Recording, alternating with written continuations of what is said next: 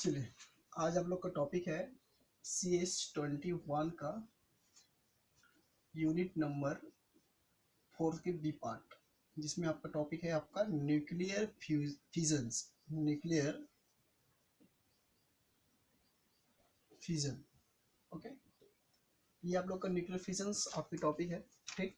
सबसे पहले फर्स्ट हम लोग इसी को देखेंगे कि ये एक्चुअल में न्यूक्लियर फ्यूजन होता क्या है, ठीक। तो इसको मैं एक साइड लिख रहा हूँ, इसको इंट्रोडक्शन,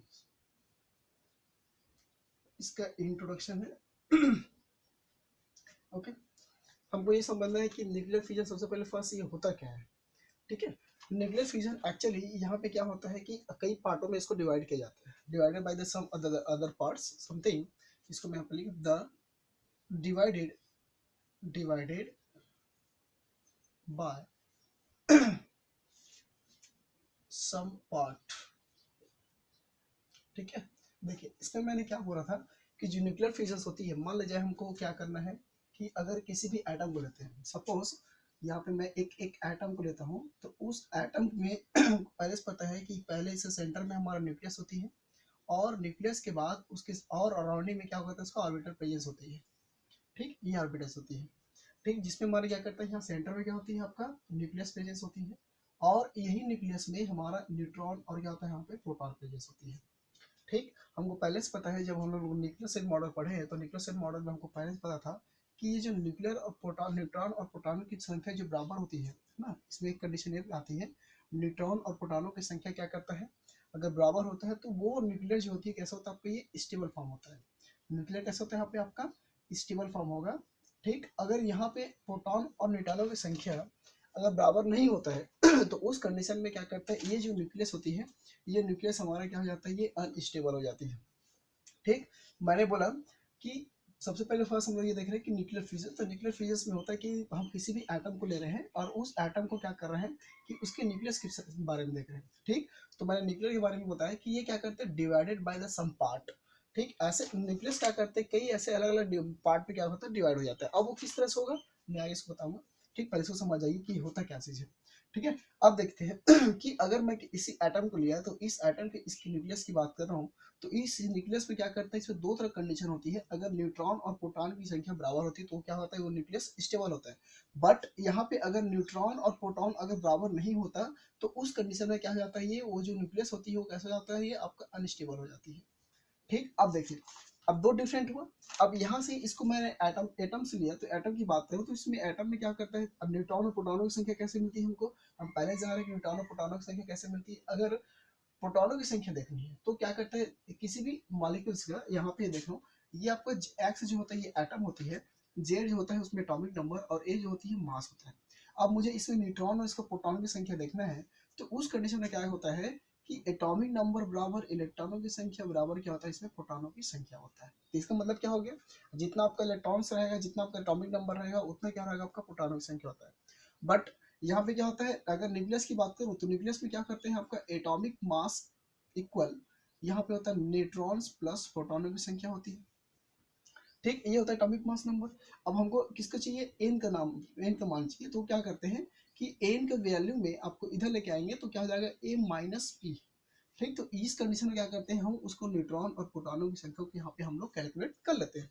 अब यहाँ पे ये बात होती है कि न्यूक्लियस में जहाँ प्रेजेंस है कि न्यूट्रॉन और प्रोटॉनों की संख्या अगर बराबर होती तो उस न्यूक्लियस क्या हो जाता है, स्टेबल हो जाता है। बट वहाँ पे न्यूट्रॉन और प्रोटॉनों की संख्या अगर वो बराबर नहीं होता तो उस कंडीशन में क्या होता है, ये अनस्टेबल हो जाती है। अब ये तो उसकी न्यूक्लियस और प्रोटॉनों की संख्या बराबर होगी कि एटम में क्या कहते हैं, जब पीरियोडिसिटी में बहुत ही कम, मतलब कम टाइप्स जो एटम होती है ना, कि 82 से लेकर के इधर की जो एलिमेंट होती है वो क्या करता है, इसमें एटम्स में उस तरह के जो एटम्स होती है उसमें प्रोटॉन और न्यूट्रॉनों की संख्या लगभग बराबर होता है, ठीक है। न्यूट्रॉन और प्रोटॉनों की संख्या क्या होती है, इसमें बराबर होती है, इसमें 82 नंबर की साइड। बट अगर 82 नंबर की हम लोग उस साइड देते हैं आगे की ओर, ठीक है, तो वहां पे क्या करते हैं, न्यूट्रॉनों और प्रोटॉनों की संख्या क्या करते हैं, ये बराबर नहीं होता। तो इस कंडीशन में क्या करता है, यहाँ पे सबसे मोस्टली यहाँ पे जो न्यूक्लियस होती है वो न्यूक्लियस क्या करता है, इसमें न्यूट्रॉन्स की बम्बार्डिंग होती है, और दे न्यूट्रॉन्स की बम्बार्डिंग होने के बाद क्या करता है, ये अलग अलग पार्टों में क्या करता है, डिवाइड हो जाता है। जैसे यहाँ पे दो न्यूक्लियस 50 पेजेस हो जाएगा, फिर यहाँ पे बम्बार्डिंग होगा, फिर यहाँ पे तीन न्यूक्लियस में डिवाइड हो जाएगा, फिर यहाँ पे बम्बार्डिंग होती है, यहाँ पे फिर 3 न्यूक्लियस पार्ट में डिवाइड हो जाएगा। तो यहाँ पे क्या किया, यहाँ पे मैंने सबसे पहले क्या करता हूँ कि यहाँ पे न्यूक्लियस या न्यूट्रॉन्स की बम्बार्डिंग करने, ठीक है, कि यही होती है कि जिस जिस एटम वहाँ इक्वलिटी एटम रहेगा वहाँ पे कोई भी तरह का न्यूक्लियर फ्यूजन नहीं होता, कि ऐसे एलिमेंट जिसमें क्या करता है न्यूट्रॉन और प्रोटॉनों की जो संख्या होती है there is not equal to neutron proton in atom, so is divided by this other nucleon is the called of the nuclear fusion atoms. Okay, कि मैंने ये बोला कि न्यूक्लियॉन्स की न्यूट्रॉन यहाँ पे जो न्यूक्लियस होती है उनकी जो न्यूट्रॉन और प्रोटॉनों की संख्या अगर इक्वलिटी नहीं है और उसमें न्यूट्रॉन्स की बम्बार्डिंग होती है, तो उस कंडीशन में क्या करते हैं वहाँ पे कई तरह का न्यूक्लियस में क्या करते हैं ये फ्यूजन्स हो जाती है। फ्यूजन्स मतलब अलग अलग पार्ट में क्या होता है वो डिवाइड हो जाता है। तो इस तरह जो एलिमेंट होती है उसको कहते हैं न्यूक्लियर फ्यूजन्स कहा जाता है। गुड।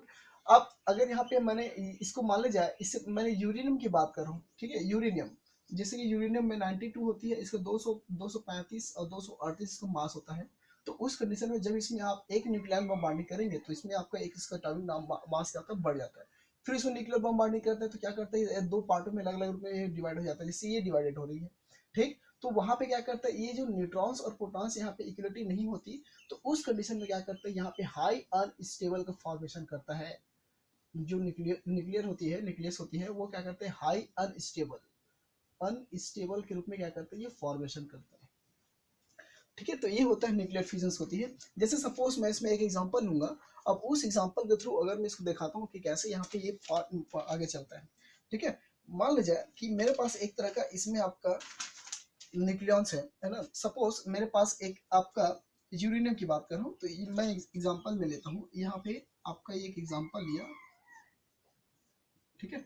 उस एग्जांपल में यहाँ मैं बम्बार्डिंग कराता हूँ, यहाँ पे आपका एक यूरेनियम को लेता हूँ, है ना, एग्जांपल में आपका यूरेनियम 92 और यहाँ पे आपका 235 मास होती है, ठीक है। अब क्या करते हैं कि इसका जो मास है यहाँ पे मैंने माना कि ये उसका न्यूक्लियस है किसका यूरेनियम का। जब इसमें क्या करते हैं न्यूक्लियन की वन न्यूट्रॉन्स है ना 01 की क्या करते हैं ये न्यूट्रॉन्स की बम्बार्डिंग करेंगे, यहाँ पे आप बम्बार्डिंग करते हैं तो क्या करता है यहाँ से एक आपका और मास बढ़ जाती है, तो क्या करता है यहाँ पे इसका 236 हो जाता है किसका यूरेनियम का, और यहाँ पे 92। अब फिर से क्या करेंगे इसी में आप प्लस इसमें न्यूट्रॉन्स की फिर बम्बार्डिंग करते हैं, तो उस कंडीशन में यहाँ पे इसका जो न्यूक्लियस होती है वो क्या करते हैं दो अलग अलग न्यूट्रॉन्स में क्या करते हैं डिवाइड हो जाती है। न्यूक्लियस में क्या करता है यहाँ पे ये डिवाइड हो जाती है और इसमें एक तरह का एनर्जी भी इसमें रिलीज होती है, और इसमें 3 न्यूक्लियॉन्स है ना 3 न्यूट्रॉन्स क्या करते हैं यहाँ पे आपका रिलीज होती है। दीजा ये आपका एनर्जी होती है एक तरह से एनर्जी पार्ट, ठीक है। और इसमें N10 अलग 3 तरह का क्या करता है आपका ये एक तरह से आपका 3 न्यूट्रॉन्स क्या करता है ये फॉर्मेशन करता है, ठीक। अब यही 3 न्यूट्रॉन्स फिर क्या करेगा, फिर इस पे क्या करेगा बम्बार्डिंग करेगा, फिर क्या करता है वो आगे की ओर क्या करता है इसका फॉर्मेशन करता है न्यू पार्ट या न्यूक्लियस का, ठीक है। ये आपका न्यूक्लियस कहलाता है। यहाँ भी आपका ये न्यूक्लियस हो गया, यहाँ भी आपका न्यूक्लियस हो गया, ठीक। इसको और अच्छे से बताऊंगा अभी कि मैंने क्या किया कि यहाँ पे क्या होता है कि जो न्यूक्लियस फ्यूजन हो रही है ना, तो वो न्यूक्लियर फ्यूजन क्या करता है कि डिवाइडेड बाय द अदर अलग divided by this part in the nucleons neutrons.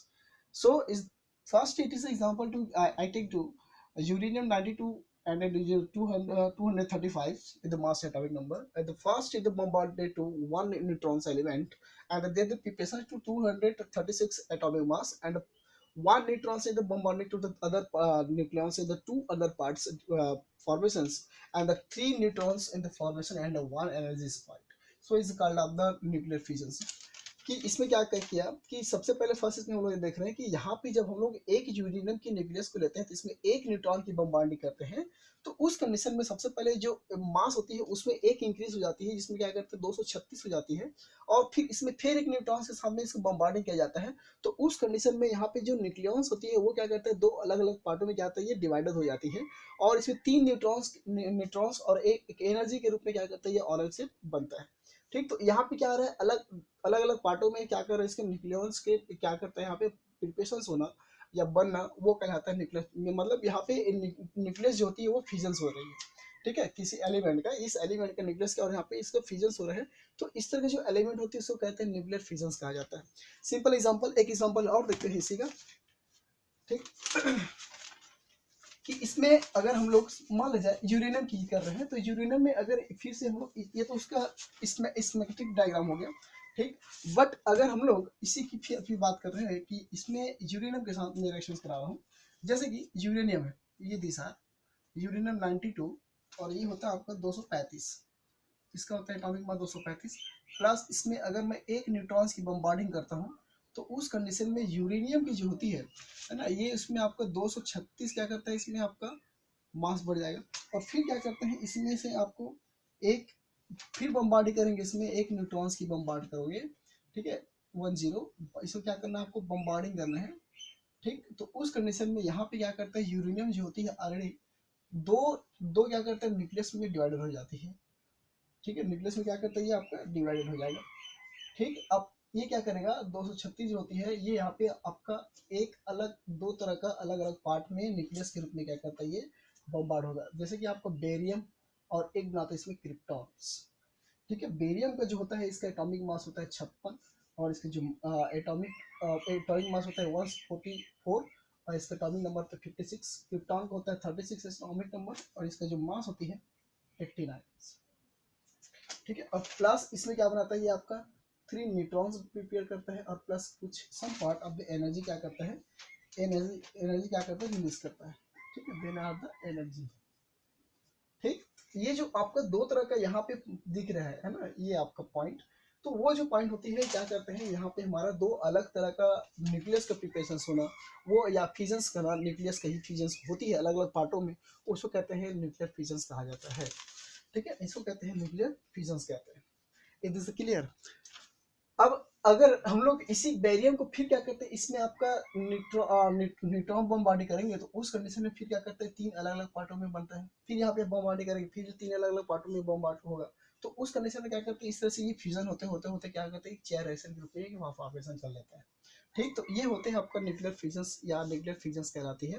तो सबसे पहले फर्स्ट हम लोग क्या करते हैं कि उसमें 1 न्यूट्रॉन्स की इसमें बमबार्डिंग करने पर इसके मास प्रिपरेशन हुआ, फिर उसमें बमबार्डिंग किया, तो दो अलग तरह का न्यूक्लियस का फ्यूजन्स हो जाना, वही कहलाता है आपका, क्या कहलाता है, न्यूक्लियर फ्यूजन्स कहलाता है। ओके, ये होती है आपका nuclear fusions. It is the clear.